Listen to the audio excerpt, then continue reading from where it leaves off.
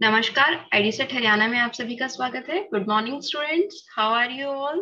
कैसे हैं आप सारे बच्चे? तो आइए स्टार्ट करते हैं। आज हम करने जा रहे हैं सब्जेक्ट साइंस क्लास 9th का चैप्टर 1 मैटर सराउंडिंग अस। लास्ट क्लास में आपको ध्यान होगा कि हमने मैटर सराउंडिंग अस स्टार्ट किया था, तो आज उसी को कंटिन्यू करेंगे और उसके बारे में और चीजें समझने की कोशिश करेंगे। तो आज के हमारे विषय रहेंगे इसमें स्टेट्स ऑफ मैटर, पदार्थ की अवस्थाएं, जिसके बारे में हमने थोड़ा सा पिछली क्लास में डिस्कस किया था। शायद आपको ध्यान होगा, हमने बर्फ, पानी, हवा, इसके बारे में बात की थी। बर्फ, पानी, भाप। तो उसी को दोबारा समझेंगे और डिटेल्स में। फिर उसके बाद हम इन तीनों अवस्थाओं के कुछ गुणों को समझने का प्रयास करेंगे और उसके बाद हम कोशिश स्टार्ट करेंगे अवस्थाओं में परिवर्तन, यानी कि जब हम एक अवस्था से दूसरी अवस्था में परिवर्तन किस प्रकार कर सकते हैं, उस प्रोसेस को हम क्या कहते हैं, उस स्टेज को हम क्या कहते हैं। तो आइए स्टार्ट करते हैं हमारे टॉपिक्स। तो सबसे पहले है हमारे पास स्टेट्स ऑफ मैटर। तो जैसे हमने पिछली क्लास में डिस्कस किया था कि हमारे पास मैटर की 3 अवस्थाएं होती हैं। मैटर हमने पढ़ा था, मैटर एक ऐसा पदार्थ है जिसकी भार होता है और जो कोई भी स्थान को घेरता है, ये हमने पढ़ा था। फिर उसके बाद हमने पढ़ा था कि मैटर के 3 स्टेट्स होते हैं, 3 अवस्थाएं होती हैं। वो 3 अवस्थाएं कौन कौन सी थी? सबसे पहले हमने पढ़ी थी सॉलिड यानी कि ठोस अवस्था, लिक्विड यानी कि द्रव अवस्था, गैस यानी कि भाप अवस्था, या फिर उसे हम गैस अवस्था ही कह सकते हैं। तो जैसे कि इसमें भी आप देख सकते हैं, matter exist in 3 different states, they are solid, liquid and gases. Matter exist in 3 liquid states, they are solid, liquid and gas. They are solid, liquid and gas. ठोस अवस्था, द्रव अवस्था और गैस अवस्था। इसका सबसे अच्छा एग्जाम्पल जिससे हम समझ सकते हैं वो है हमारा पानी वाला। पानी को फ्रीजर में रखते तो क्या हो जाता है? सोचो सोचो, बर्फ बन जाती है। वो बर्फ को अगर मैं बाहर निकाल के गर्मी में रख दूं, थोड़ी देर के बाद देखेंगे तो वो क्या हो जाएगा? पानी बन जाएगा। तो अगर जब वो बर्फ है तो वो कौन सी अवस्था है? सॉलिड अवस्था है। जब वो पानी बन गया तो वो कौन सी अवस्था है? लिक्विड अवस्था है। अच्छा, अगर मैं पानी को गैस पर रख दूं, गैस स्टोव पे रख दिया, तो क्या होगा? धीरे धीरे वो उबलना स्टार्ट होगा और जैसे ही वो उबलना स्टार्ट होगा उसमें से भाप निकलनी शुरू होगी। तो वो जो भाप है वो किसकी होगी? पानी की। आप अगर पानी को 1 घंटे के लिए गैस पर चलता हुआ छोड़ दो तो पानी खत्म हो जाएगा। तो खत्म खत्म क्या हो जाएगा? पानी भाप बनकर उड़ जाएगा, यानी कि वो उसकी गैस अवस्था में बनकर उड़ जाएगा। लेकिन अगर उसके ऊपर मैं प्लेट ढक दूं तो क्या होगा? वो भाप बनकर फिर वो प्लेट के ऊपर फिर इकट्ठा होकर पानी बन जाएगा। तो वो हम चेंज ऑफ स्टेट में और डिटेल्स में पढ़ेंगे। तो आइए एक एक कर इन स्टेट्स को समझते हैं और इनके गुणों को समझते हैं। तो सबसे पहले इसमें हमारे पास आता है ठोस अवस्था। इसके लिए हम एक एक्टिविटी करेंगे। तो अपने आसपास अब देख लीजिए, आपके पास जो भी चीजें मिलती हैं आप वो उठा लाइए और उसको समझने की हम कोशिश करेंगे। तो हमारे पास इसमें हमने एग्जांपल्स लिए हैं। Collect the following articles: a pen, a book, a needle and a piece of wooden stick. लेकिन आपके पास जो चीजें आपको दिखाई देती हैं वो उठा लीजिए। ढूंढिए। पेन होगा आपके पास क्योंकि आप पढ़ रहे हो तो काम कर रहे हो, बुक होगी। इसके साथ साथ आप क्या देख सकते हो? इरेजर है अगर आपके पास, शॉर्पनर है, कुछ खाने पीने की चीजें रखी हैं, पानी का ग्लास रखा है। तो सारी सारी चीजें उठा लीजिए। तो आइए एक्टिविटी को करते हैं।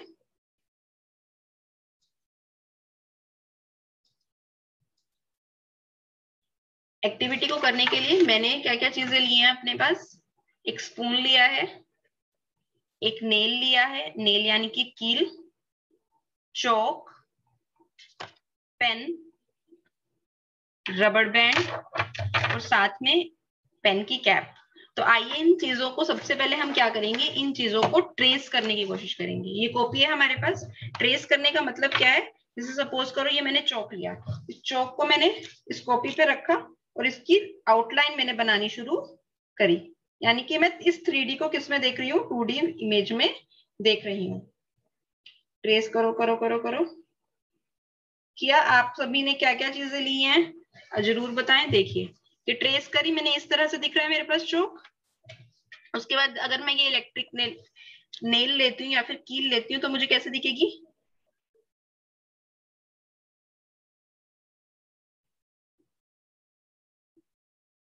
जैसे छोटे बच्चों को सिखाई जाती है ना ट्रेसिंग, वैसे ट्रेसिंग करनी है आपको और सबको करनी है।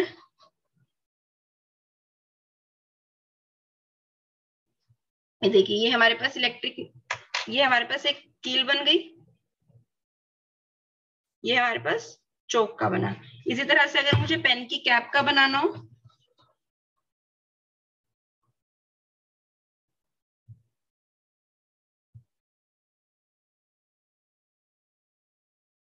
तो ये मेरे पास पेन की कैप का बन गया। ये पेन की कैप का हो गया। उसके बाद अगर मुझे इस रबड़ बैंड को लेना हो,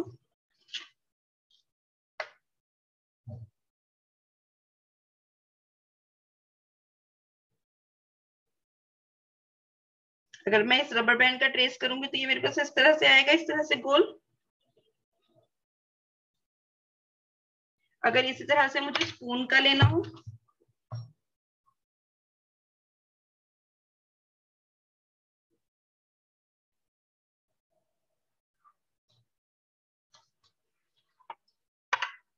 तो स्पून का भी मेरे पास इसी तरह से आ जाएगा। ये देखिए, इस तरह से मेरे पास क्या हुआ, 5 ऑब्जेक्ट्स के ट्रेसेस आ गए। सबसे पहले हमने लिया चौक का,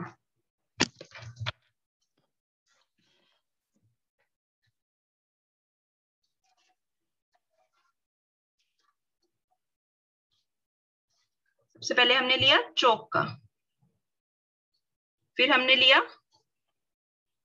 कील यानी कि नेल का, उसके बाद हमने लिया पेन की कैप का, ये हमने लिया था रबड़ बैंड का, और ये हमने लिया था स्पून का। इस तरह से हमने क्या लिया, 5 हमने ट्रेसिंग लिए हैं। तो इन पांचों ट्रेसिंग को अगर हम देखते हैं तो हमें क्या दिखाई देगा कि पांचों की एक अलग अलग शेप है, पांचों ने अलग अलग जगह को घेरा है। तो इससे हमें क्या पता चल रहा है कि पांचों का अलग अलग शेप है और पांचों ने अलग अलग वॉल्यूम को यानी कि अलग अलग स्थान को घेरा है। अगर इन पांचों चीजों को मैं मिलाने की कोशिश करूं, सपोज करो मैं इस पेन और इस कैप को मिलाने की कोशिश करती हूँ, तो क्या ये मिल जाएंगे आपस में? नहीं मिलेंगी, ये आपस में नहीं मिलेंगी क्योंकि इनका एक डेफिनेट शेप है, एक डेफिनेट वॉल्यूम है। अगर मैं इसे तोड़ने की कोशिश करूं तो मैं इसे तोड़ भी नहीं पाऊंगी इजिली, मुझे कोई ना कोई अलग प्रोसेस का यूज करना पड़ेगा। तो ये चीजें क्या है, ये हमें ये बता रही हैं कि जो सॉलिड्स हैं उनकी कुछ गुण होते हैं। जैसे अभी हमने बात की कि उनका अपना एक शेप होता है हर सॉलिड का, उनका एक वॉल्यूम है, मतलब कि वो अपना एक स्थान घेरते हैं, सबका एक अलग अलग आयतन है ना। तो सब जो ये प्रॉपर्टीज हैं ये हमें क्या दर्शाती हैं कि सॉलिड्स की अलग अलग जो प्रॉपर्टीज हैं, अलग अलग शेप है, अलग अलग वॉल्यूम है, उन्हें हम इजीली एक दूसरे से मिक्स नहीं कर सकते, हम उन्हें तोड़ इजीली नहीं सकते, उनके अंदर फोर्स ऑफ अट्रैक्शन है जैसे हमने पिछली क्लास में डिस्कस किया था। तो आइए, अब हमने प्रैक्टिकली तो इन एक्टिविटीज को देख लिया, तो आइए थ्योरेटिकली हम कुछ प्रॉपर्टीज को डिफाइन करते हैं सॉलिड्स की।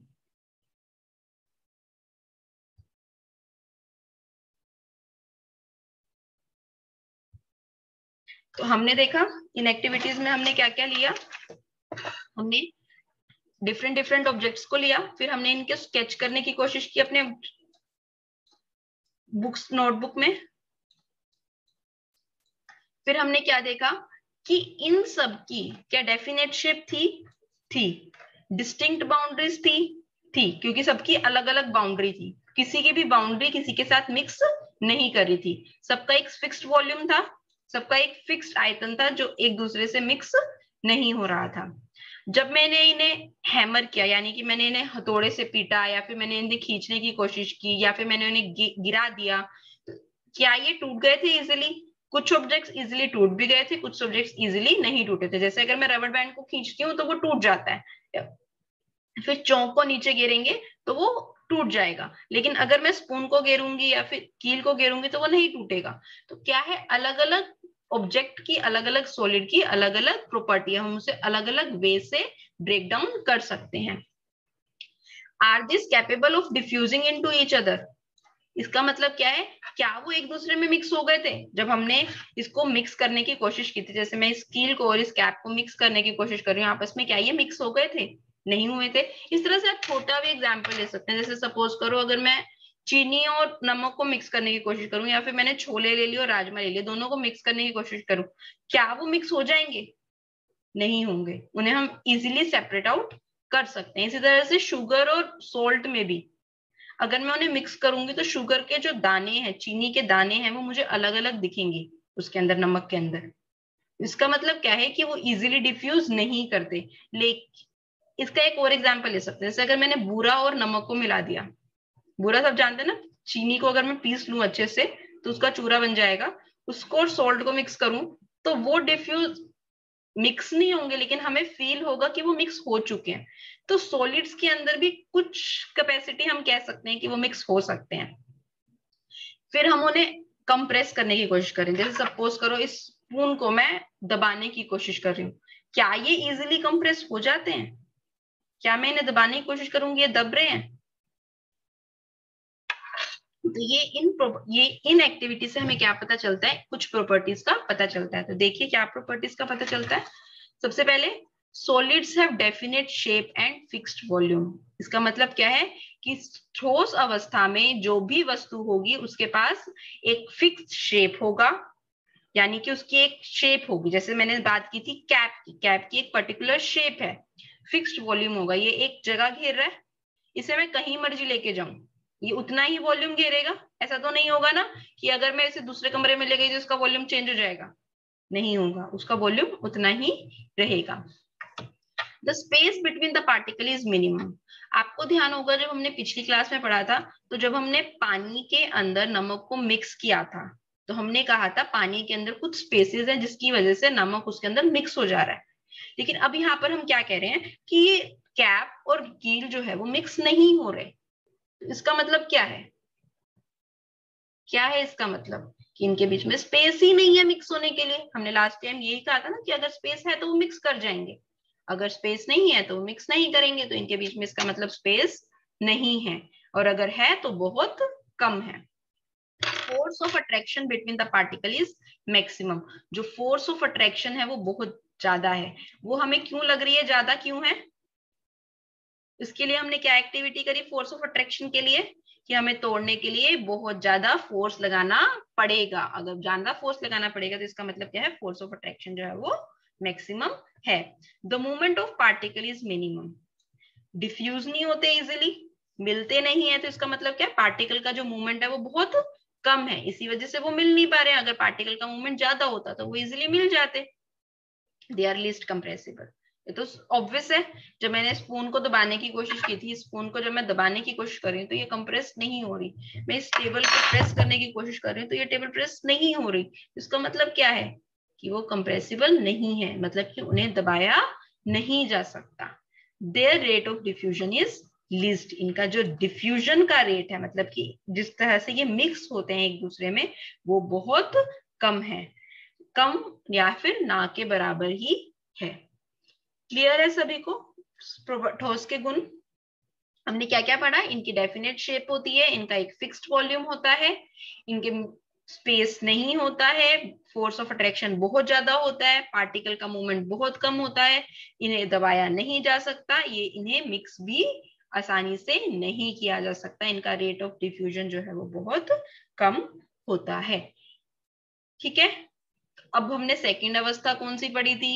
ठोस। जब मैंने पानी को फ्रीजर में रख दिया था तो वो क्या बन गया था? बर्फ।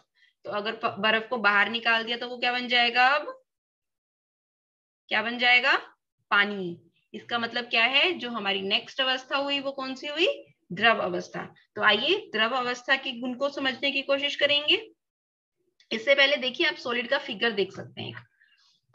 इसमें क्या दिया हुआ है, पार्टिकल्स को बहुत पास पास दिखाया गया है, जिसकी हम अभी बात कर रहे थे कि जो पार्टिकल्स का स्पेस होता है वो बहुत कम होता है।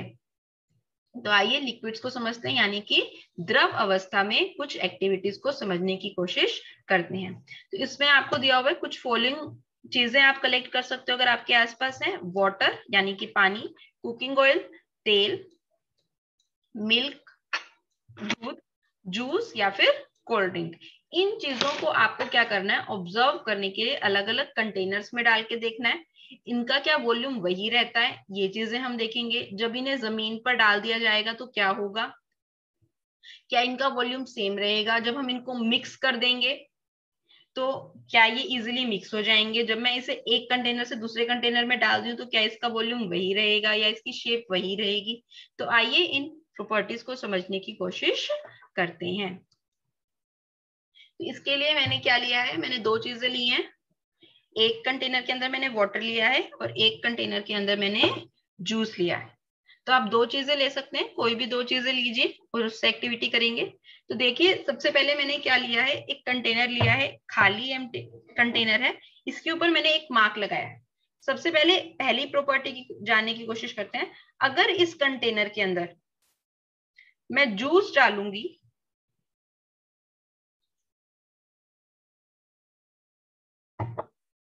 उसका भी उतना ही अमाउंट आया मेरे पास। ये जूस है मेरे पास, इतना अमाउंट आया मेरे पास, उतनी जगह ली है इसने। और इसी तरह से अगर मैं इसकी जगह पानी डाल दूं तो पानी का भी 50 ml इतनी जगह पे आएगा। यही हो रहा है ना। तो इसका मतलब क्या है कि जो कंटेनर का 50 ml है वो फिक्स्ड है। अब उसके अंदर मैं जूस डालूं या फिर मैं वाटर डालूं, वो उतनी ही अमाउंट को लेगा। ठीक है, आइए एक और एक्टिविटी करके देखते हैं पानी के साथ। पानी के अंदर सपोज करो मैंने इसके अंदर डाल दिया। पहले पानी की शेप इस कंटेनर की थी, वॉल्यूम तो उतना ही है, लेकिन अब पानी की शेप जो है वो किस शेप की हो गई, इस कंटेनर की शेप की हो गई। इस कंटेनर की जगह अगर मैं इसे बाउल के अंदर डाल दूं, ये बाउल है मेरे पास, अगर मैंने इस बाउल के अंदर डाल दिया, वॉल्यूम तो उतना ही रहेगा। सपोज करो मेरे पास 100 ml वाटर था, तो पानी तो उतना ही है, लेकिन अब इसकी शेप क्या हो गई, इस तरह की हो गई। तो मैं ये कह सकती हूँ पानी का वॉल्यूम तो फिक्स्ड है। इसका मतलब क्या है कि जो लिक्विड्स है उनका एक वॉल्यूम तो फिक्स्ड है, लेकिन उनकी कोई शेप नहीं होती। जिस शेप के अंदर मैं, जिस कंटेनर के अंदर मैं डालती हूँ वो उसी की शेप ले लेते हैं। तो इसी तरह से आप अलग अलग कंटेनर्स के अंदर डाल के देख सकते हैं, अलग अलग शेप वो ले लेगा। ठीक है, प्लेट के अंदर डालूंगी तो वो और ज्यादा फैल जाएगा। अगर मैं इसे फ्लोर पर डाल दूंगी तो ये पूरी फ्लोर पर फैल जाएगा जहां तक। और फ्लोर पर रहने के लिए क्या होगा, जहां जिस तरफ ढलान होगी उस तरफ वो बहता चला जाएगा। इस तरह से हमारा जो लिक्विड है वो क्या कर रहा है, जिस चीज के अंदर डाल रहे हैं उसी की शेप वो ले रहा है, लेकिन उसकी क्वांटिटी तो उतनी है। क्वांटिटी तो कोई चेंज नहीं हो रही, उतनी ही क्वांटिटी है जितनी मैंने पहले ली थी। तो इसका मतलब क्या है कि इसका फिक्स्ड वॉल्यूम तो है, लेकिन कोई डेफिनेट शेप नहीं है। वॉल्यूम तो उतना ही है, 50 ml उतना ही रहेगा, है ना, पानी का, चाहे मैं किसी भी कंटेनर में लूं। लेकिन जैसे जैसे मैं कंटेनर चेंज कर रही हूँ उसका शेप जो है वो चेंज होता चला जा रहा है। आइए इसको एक और एक्टिविटी करके देखते हैं। अगर मैं एक कंटेनर के अंदर थोड़ा सा पानी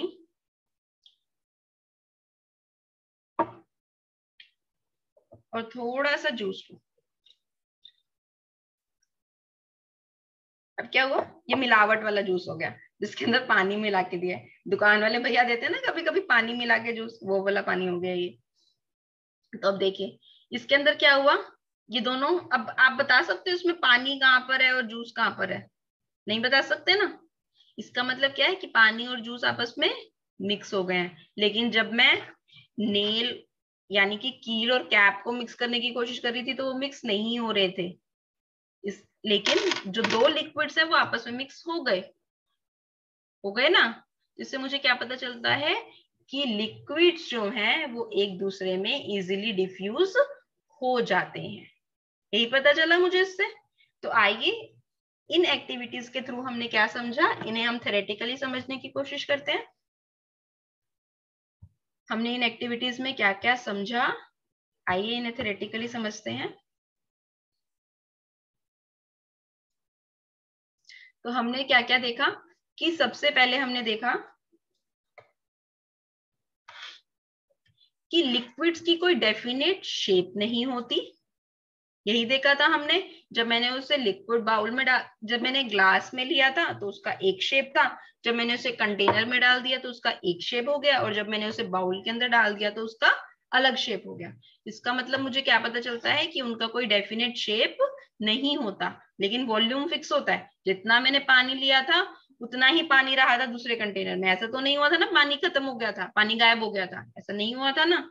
इसका मतलब क्या है कि उनका एक फिक्स्ड वॉल्यूम होता है। दूसरा, liquids take the shape of the container. Liquid जो है वो उसी कंटेनर की शेप ले लेता है जिसके अंदर उसे डाला जाता है। ये भी ट्रू है, चाहे मैं उसे बाउल में डालूं, चाहे मैं उसे कटोरे में डालूं, चाहे मैं उसे प्लेट में डालूं, वो उसी की शेप ले लेगा। और अगर मैं उसे जमीन पर डाल दूंगी, फ्लोर पर डाल दूंगी, तो वो पूरी जमीन पर फैल जाएगा जहां तक उसे जगह मिलेगी, जहां तक उसे ढलान मिलेगा। जो स्पेस है वो इंटरमीडिएट है। इंटरमीडिएट का मतलब है ठीक ठाक स्पेस है, क्योंकि हमने क्या देखा, जूस और पानी जो है वो हमारा इजीली मिक्स हो गया था। इसका मतलब क्या है, स्पेस तो है। फोर्स ऑफ अट्रैक्शन, अब मुझे इसे दबाना इजी है, मैं इसे एक कंटेनर से दूसरे कंटेनर में पोर इजीली कर सकती हूँ। तो इसका मतलब क्या है, जो फोर्स ऑफ अट्रैक्शन है वो भी कम है। इतना फोर्स ऑफ अट्रैक्शन नहीं है जितना सॉलिड्स के अंदर था। The movement of particle is intermediate, movement of particle जो है वो भी है। हमने सॉलिड्स में देखा था मूवमेंट ऑफ पार्टिकल्स बहुत कम था, लेकिन इसके अंदर मूवमेंट ऑफ पार्टिकल्स है। दे आर लेस कंप्रेसिबल, इसका मतलब क्या है कि सॉलिड तो बिल्कुल भी कंप्रेसिबल नहीं थे। हमने उन्हें कहा कि उनकी तो डेफिनेट शेप और फिक्स्ड वॉल्यूम है, लेकिन ये कंप्रेसिबल हैं। गैस के जितना नहीं, लेकिन कंप्रेसिबल हैं, सॉलिड से ज्यादा कंप्रेसिबल हैं। अगर मैं सॉलिड को कंप्रेस करने की कोशिश करती हूँ तो वो बिल्कुल भी कंप्रेस नहीं करते, लेकिन फिर भी मैं पानी को अगर कंप्रेस करने की कोशिश करूँ, दबाने की कोशिश करूँ, तो वो फिर भी दब जाएगा। नेक्स्ट है इसके अंदर हमारे पास, the rate of diffusion is more than solids. जो रेट ऑफ डिफ्यूजन है वो सॉलिड से ज्यादा। ये तो हमें पता ही लगी रहा है कि जूस और पानी को जब हमने मिक्स किया तो वो इजिली मिक्स हो गया। तो आइए एक बार फिर रिवाइज कर लेते हैं। लिक्विड्स का कोई डेफिनेट शेप नहीं होता, फिक्स्ड वॉल्यूम होता है। लिक्विड जो है वो कंटेनर की शेप ले लेते हैं। जो स्पेस होता है पार्टिकल्स के बीच में वो इंटरमीडिएट होता है, ठीक ठाक होता है। जो फोर्स है वो भी ठीक ठाक होती है, मूवमेंट है वो भी ठीक ठाक होती है। कंप्रेसिबल सॉलिड से ज्यादा होते हैं, गैस से कम होते हैं। जो रेट ऑफ डिफ्यूजन है, मतलब कि जो मिलने का स्तर है, वो भी सॉलिड से ज्यादा होता है। क्लियर है? तो आइए गैस की प्रॉपर्टीज करते हैं। उससे पहले लिक्विड्स का वो देख लेते हैं जैसे हमने सॉलिड्स के लिए देखा था। पार्टिकल जो हैं वो सॉलिड से दूर दूर हैं, लेकिन फिर भी पास पास हैं। आइए गैस की प्रॉपर्टीज करते हैं। गैस के लिए आप क्या ले सकते हैं, गैस की एक्टिविटी को समझने के लिए, अगर आपके पास कोई पिस्टन है जिसके जो इंजेक्शन लगाते हैं डॉक्टर, वो वाली पिस्टन ले सकते हैं, उसको आप इजीली समझ सकते हैं। नहीं तो जैसे मैं अगर इस कंटेनर की बात करूं, इस कंटेनर के अंदर मैंने कुछ नहीं लिया, अभी खाली है। अगर मैं इसको अपने हाथ से प्रेस करने की कोशिश करूं तो ये इजिली प्रेस हो जाएगा, है ना। इसी तरह से अगर मैं इसके अंदर पानी डाल दूं और इस पानी के साथ इसको कंप्रेस करने की कोशिश करूं तो मुझे ज्यादा फोर्स लगाना पड़ेगा। आपने घरों में देखा होगा ना, जब नहाते हुए हम क्या करते हैं, पानी के अंदर जब हमारा जो मग होता है बकेट के अंदर डालते हैं, उसके ऊपर हमें फोर्स लगाना पड़ता है उसे नीचे करने के लिए। इसका मतलब क्या है, पानी के अंदर कुछ फोर्स है, और अगर हवा हो तो नीचे आराम से डिब्बा नीचे चला जाएगा, लेकिन अगर पानी है तो मुझे फोर्स लगाना ज्यादा पड़ेगा। और इसी तरह से अगर मैं इसकी जगह, मेरे पास क्या हो, खाली कंटेनर हो, और इस कंटेनर को उल्टा करके मैं प्रेस करने की कोशिश करूं, तो क्या वो इजिली प्रेस हो जाएगा? नहीं होगा। तो इससे हम, इस एक्टिविटी से हमें क्या पता चलता है कि तीनों में से गैस को कंप्रेस करना सबसे इजी है। अगर इसके अंदर वाटर है तो मुझे कंप्रेस करने के लिए फोर्स लगाना पड़ेगा, और अगर सॉलिड है तो उसको कंप्रेस करने के लिए तो मुझे और भी ज्यादा फोर्स लगाना पड़ेगा।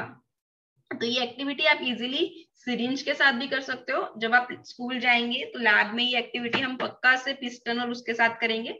अभी आप घर में किसी भी चीज के साथ इस एक्टिविटी को परफॉर्म कर सकते हो। तो इससे हमें गैस की किस किस प्रॉपर्टी का पता चलता है, तो आइए स्टडी करते हैं। इससे हमें क्या पता चलता है, gases have no definite shape और फिक्स्ड वॉल्यूम। गैस की कोई डेफिनेट शेप नहीं होती। अगर इसके अंदर मैं कहूं, इसके अंदर इसको मैं बंद कर दूं तो इसके अंदर एक गैस फिल है। इसी तरह से जब सबसे अच्छा एग्जाम्पल इसका आप बलून से समझ सकते हैं। गुब्बारा, गुब्बारे के अंदर जितनी हवा भरोगे वो वही शेप ले लेगा, है ना। तो उसका कोई शेप नहीं होता, उसका कोई वॉल्यूम नहीं होता। जैसे ही मैं हवा भरती हूँ वो अपनी शेप ले लेता है। इस तरह से इस रूम में के अंदर, जिस रूम में आप बैठे हो उसके अंदर हवा है। इस हवा को निकाल के, सारी हवा को निकाल के अगर मैं किसी कंटेनर के अंदर फिल करना चाहूँ तो उस कंटेनर के अंदर भी फिल कर सकती हूँ। वो उस कंटेनर की शेप ले लेगी, ना ही उसका वॉल्यूम है। मैं हवा का क्या है, आपको जितनी जगह दी जाएगी वो उतने में फैल जाएगी। जैसे आपको बेड पे सोने के लिए जितनी जगह दी जाएगी आप उतनी जगह पे सो जाओगे, वैसे ही गैस का है कि जितनी आपको जगह दी जाएगी गैस को, वो उतनी ही जगह में फैलती चली जाएगी। जो गैसेस हैं वो क्या करती हैं, कंटेनर की सारी स्पेस को ले लेती हैं। देखिए अगर आपने किसी कंटेनर के अंदर डाला, मैं ही रहूंगी और कोई नहीं आएगा। जो स्पेस है वो भी मैक्सिमम है, क्योंकि वो सारी जगह जब फैल जाती हैं तो स्पेस जो है वो मैक्सिमम रहता है। मतलब कि जो उसके पार्टिकल्स है वो दूर दूर रहना पसंद करते हैं कि तू अपनी जगह रहे, मैं अपनी जगह रहूंगा। जो फोर्स ऑफ अट्रैक्शन है, अब जो वो पार्टिकल्स दूर दूर रहेंगे तो उनका फोर्स ऑफ अट्रैक्शन भी मिनिमम होगा, क्योंकि वो किसी को अट्रैक्ट ही नहीं करेंगे। अगर अट्रैक्ट करेंगे तो वो पास पास रहेंगे, तो वो अट्रैक्ट भी नहीं करते, तो इसलिए वो दूर दूर रहते हैं। उनके बीच में आकर्षण का बल जो है वो बहुत कम होता है। जो मूवमेंट है वो बहुत ज्यादा होती है। मूवमेंट आप समझ ही सकते हैं। जैसे हमने अगरबत्ती जलाई, उसकी स्मेल जो है वो हमें पूरे घर में आती है। लेकिन अगर मैं कहीं पर पानी को रख दूं, किसी पानी के अंदर कुछ फ्रेग्रेंस है, उस पानी को हमें जाके लेना पड़ेगा, तब जाके मुझे वो फ्रेग्रेंस आएगी। तो गैस की जो फ्रेग्रेंस है, जो मूवमेंट है वो बहुत ज्यादा है, मोस्ट कंप्रेसिबल। गैस अगर जैसे हमने पिस्टन में देखा या फिर मैंने कंटेनर के अंदर देखा, अगर गैस फिल करी हो तो मैं उसे इजीली प्रेस कर सकती हूँ। और रेट ऑफ डिफ्यूजन भी हम ये कह सकते हैं कि सॉलिड्स और लिक्विड से कहीं ज्यादा होता है। जैसे हम बात करें एटमॉस्फेयर के अंदर बहुत सारी गैसेज है, oxygen, nitrogen, carbon dioxide, water vapours, ये सारे के सारे जो है वो एक दूसरे के अंदर डिफ्यूज है और बहुत इजीली डिफ्यूज हो जाते हैं। तो इसका हम ये कह सकते हैं कि जो इनका रेट ऑफ डिफ्यूजन है वो भी बहुत ज्यादा है। तो आइए एक बार रिवाइज कर लेते हैं। गैसेस का कोई डेफिनेट शेप नहीं होता, कोई वॉल्यूम नहीं होता। ये उसी कंटेनर की शेप ले लेते हैं जिस कंटेनर के अंदर इन्हें डाला जाता है, और साथ ही सारी जगह ले लेते हैं। लिक्विड भी उन्हीं की शेप ले लेते हैं, लेकिन गैसेस जो है वो सारा स्पेस ऑक्यूपाई कर लेती है। जो स्पेस होता है पार्टिकल्स के बीच में वो सबसे ज्यादा होता है। फोर्स ऑफ अट्रैक्शन भी सबसे मिनिमम होता है, क्योंकि स्पेस ज्यादा होगा तो फोर्स ऑफ अट्रैक्शन जो है वो सबसे कम होगा। जो मूवमेंट ऑफ पार्टिकल्स है वो भी क्या होता है, सबसे ज्यादा होता है। इजिली हम इन्हें कंप्रेस कर सकते हैं।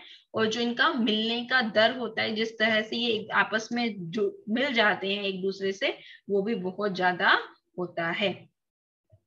आइए इनके बीच में कंपैरिजंस करते हैं। सबसे पहले देखो, जैसे बलून दिखाया हुआ, अभी हम गुब्बारे की बात कर रहे थे, तो इसके अंदर जो एयर पार्टिकल्स हैं वो बहुत दूर दूर है। जैसे अगर मैं गुब्बारे के अंदर हवा भरती जा रही हूँ, भरते जा रही हूँ, तो उसके अंदर गैस तो और बढ़ती चली जा रही है, और पार्टिकल जो है वो क्या होंगे, और दूर दूर होते चले जाएंगे। तो आइए इनके बीच में कंपेरिजन करते हैं। इस फिगर के अंदर आप देख सकते हैं गैस के अंदर पार्टिकल जो है वो बहुत दूर दूर है। लिक्विड के अंदर पार्टिकल के अंदर जो स्पेसिंग है वो इंटरमीडिएट है, और सॉलिड के अंदर जो पार्टिकल स्पेसिंग है वो बिल्कुल भी नहीं है, वो बिल्कुल कम है। इस फिगर में भी आपको यही समझाया गया है। सॉलिड के अंदर पार्टिकल्स का स्पेस जो है वो बहुत कम कम है। लिक्विड के अंदर पार्टिकल का स्पेस थोड़ा सा बढ़ जाता है, गैसेस के अंदर पार्टिकल का स्पेसिस और बढ़ जाता है। जैसे इसमें एग्जांपल लिया, ये फिगर आपकी एनसीईआरटी से है। बहुत बार पेपर में जब डिफरेंस आता है तो आप इस फिगर को बनाओ, बहुत अच्छा इफेक्ट पड़ता है एग्जामिनर पे। तो सॉलिड के अंदर पार्टिकल्स का जो स्पेसिंग है वो कितना कम है, इसके अंदर पार्टिकल जो है वो और दूर दूर है, और गैस के अंदर पार्टिकल जो है वो और दूर होते चले जा रहे हैं। ये तो हो गया हमारा properties of solid, liquid and gas, यानी कि ठोस, द्रव और गैस अवस्था के गुण। आइए अब हम करते हैं कि इन्हें एक अवस्था से दूसरी अवस्था में किस तरह से परिवर्तित किया जा सकता है। आज हम थोड़ा सा ही इंट्रोडक्शन करेंगे, नेक्स्ट लेक्चर में हम इसे और डिटेल्स में पढ़ेंगे कि किस प्रोसेस को अगर सॉलिड से लिक्विड में करते हैं तो इस प्रोसेस को क्या कहते हैं, लिक्विड से गैस में जाते हैं तो क्या कहते हैं, ये हम डिटेल में पढ़ेंगे। आज हम थोड़ा सा इंट्रोडक्शन पढ़ेंगे ताकि आप नेक्स्ट क्लास में इस टॉपिक को और अच्छे से पढ़कर आए। तो आ गया हमारे पास अवस्था में परिवर्तन। When a solid is heated, it changes into liquid. जब सॉलिड को हम हीट करते हैं तो वो लिक्विड के अंदर कन्वर्ट हो सकता है। इसका एग्जाम्पल क्या हुआ, बर्फ। जब बर्फ को मैं बाहर रख देती हूँ धूप में या फिर बाहर नॉर्मल टेम्परेचर पर रख देते हैं तो वो किसके अंदर कन्वर्ट हो जाता है, पानी के अंदर कन्वर्ट हो जाता है। जब लिक्विड को हीट करते हैं वो किसके अंदर कन्वर्ट हो जाता है, गैस के अंदर, यानी कि गैस अवस्था में चला जाता है। और जब हम गैस को ठंडा करते हैं, जैसे मैंने सपोज करो पानी को उबाला, भाप बनी और भाप के ऊपर क्या करा, प्लेट रख दी। वो प्लेट ठंडी थी, जैसे ही भाप ऊपर की तरफ आई उसका टेम्परेचर जो है वो कम हो गया, ठंडी हो गई और वो भाप जो है वो किसके अंदर कन्वर्ट हो गई, फिर से लिक्विड के अंदर कन्वर्ट हो गई। और उस लिक्विड को अगर पानी को मैंने फिर से फ्रीजर के अंदर रख दिया तो वो किसके अंदर कन्वर्ट हो जाएगा, फिर से सॉलिड के अंदर चेंज हो जाएगा। तो इसका एग्जाम्पल क्या हुआ, अगर मैंने आइस को हीट किया तो वो वाटर में कन्वर्ट हो गया, वाटर को हीट किया तो वो भाप में कन्वर्ट हो गया, जब भाप को कूल किया तो वो पानी में कन्वर्ट हो गया और पानी को कूल किया तो वो बर्फ में कन्वर्ट हो गया। तो तीनों स्टेट्स क्या है, इंटर कन्वर्टिबल है, मतलब कि मैं एक स्टेट से दूसरी स्टेट में जा सकती हूँ, दूसरी स्टेट से तीसरी में, तीसरी से दूसरी में, दूसरी से फिर से पहली में, या फिर तीसरे से सीधा कोई एक में भी जा सकता है। ऐसा कोई एग्जाम्पल है, सोचो सोचो, होमवर्क यही है आज का कि तीसरे से पहली में कैसे जा सकते हैं ये सोचना है, या फिर पहली से तीसरी में कैसे जा सकते हैं। पहली कौन सी है, ठोस, दूसरी क्या है, लिक्विड, तीसरी क्या है, गैस। सॉलिड, लिक्विड, गैस, यानी कि ठोस, द्रव और गैस। ठोस से सीधा गैस पे जाना है, गैस से सीधा ठोस पर आना है। ये होमवर्क है, सोचना कि कौन सी ऐसी वस्तु है। अच्छा थोड़ा सा हिंट भी देती हूँ, पूजा में यूज होती है। तो आज का होमवर्क यही रहेगा कि सोचो कि ऐसी कौन सी वस्तु है जिसे डायरेक्ट सॉलिड से गैस में कन्वर्ट कर सकते हैं, यानी कि अगर मैं सोचूं बर्फ को भाप में कन्वर्ट कर दूं। ठीक है, करने की कोशिश करना, ये वाला सोचना, बुक्स में मत ढूंढना और गूगल पे तो बिल्कुल भी मत ढूंढना, बुक्स में ढूंढ लेना, थोड़ा सा तो चलता है। आइए आगे करते हैं। तो स्टेट्स ऑफ मैटर में हमने पढ़ा, ये हमारे एग्जाम्पल दिए हुए हैं। सॉलिड का एग्जाम्पल डायमंड दिया हुआ है, लिक्विड का एग्जाम्पल जूस है, गैस का एग्जाम्पल क्लाउड्स है। और गैस से भी अगर पार्टिकल्स और दूर चले जाते हैं तो हम उसे आयनाइज्ड स्टेट कहते हैं या फिर हम उसे प्लाज्मा कहते हैं। ये आप अपनी हायर क्लासेस में पढ़ेंगे, थोड़ा सा नाम सुनने में अच्छा लगता है तो इसलिए मैंने रख दिया।